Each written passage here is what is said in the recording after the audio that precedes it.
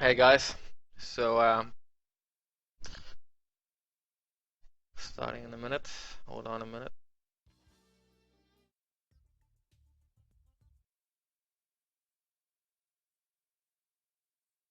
Just gonna quickly add put some music on.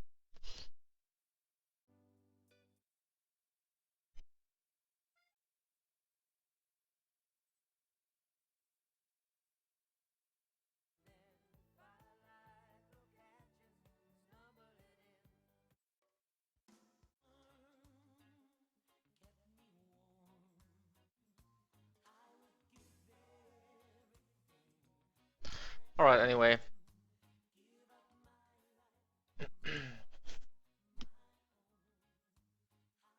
so yeah, hello and welcome. The last time we talked about the lasso tool, and before we talked about the marquee tool, and the next in line is gonna be the quick selection tool and the magic wand tool.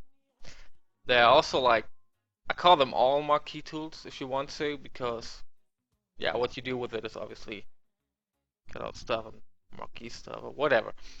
And so basically, let's start with the magic wand tool, which is working by colors. So if your selection contains too much colors, like just try to work with the tolerance up here. So it goes from values from 1 to 255. I will just quickly check. I think it's depending on the bits you go with. I think. No, it's to 0 to 255 anyway. Let's go back to yeah, whatever. Let's go back to 16-bit, 8-bit talking. I prepared this picture. I just had to cut it off. It was a picture I made during the last film production I worked on. So we had to put green screen, green stuff here behind the windows. Since we shoot it in daytime and the scene is supposed to be night by the script, so this will be fixed in post, and it's kind of pretty good for us to work with the quick selection and the magic wand tool. So yeah, what it basically does is, oh, just wrong layer. Um, on the tolerance of 255, it will basically 255 is a maximum. Let's say 100%, so he will get mark all colors, right? Select all colors, and this is what it does right now. It selects the whole picture.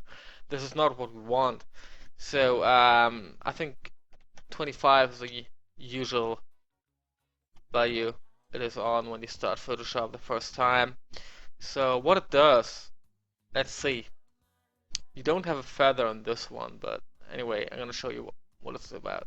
So you click it, and this is all green, but you know, this side here is a bit darker, and here it's a bit brighter.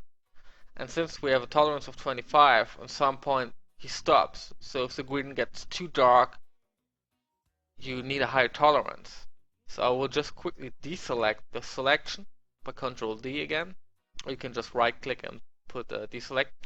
I'm gonna put the tolerance on 50 right now, and you're gonna see what happens. See? Everything with one click. On the other side, if you're too lazy to just switch it, you can always shift click, which will add something to your selection. I'm actually on two screens right now. Oh yeah.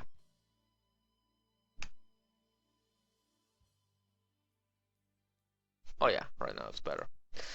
Anyway, so let's go back to 25 and see what happens. What happens is, like before, it will, at some point it will just stop considering the colors.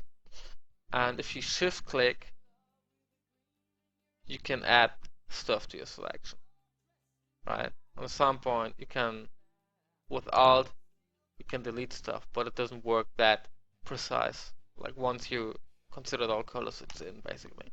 So yeah, you can just shift click it or play with the tolerance, and that's basically it. That's what the tool does. And like the quick selection tool here, it's a bit different. It doesn't consider colors or color tone. It's more likely about edges, right? Say contrast. So with this tool, you can basically paint on the picture to get your selection, right? And with all the other tools, like all the other tools, you can add and subtract stuff from it by pressing Shift or Alt, whatever you want. Since it, how I said, you basically paint on it, you have it like a brush, right? So what you would do is just play hardness. Of course, you can make soft edges, hard edges, but most likely the important thing is the size. I'm just gonna keep it low. It's always depending on the size of your image, right? Okay, let's see. But zoom out a bit. So you can double click on something and it would basically immediately cut out the whole form, right? But how you see here, it's not considering colors. Depending on the picture and depending on what you're trying to do, you have to choose, right? Here, you see. Now I can cut this off with the magic wand tool. Is what I would prefer since the green changes here. I would just prefer the magic wand tool for these parts. And so you can cut stuff out, right? Yeah, and that's basically it already. So, and like with every other tool, you can always combine those things.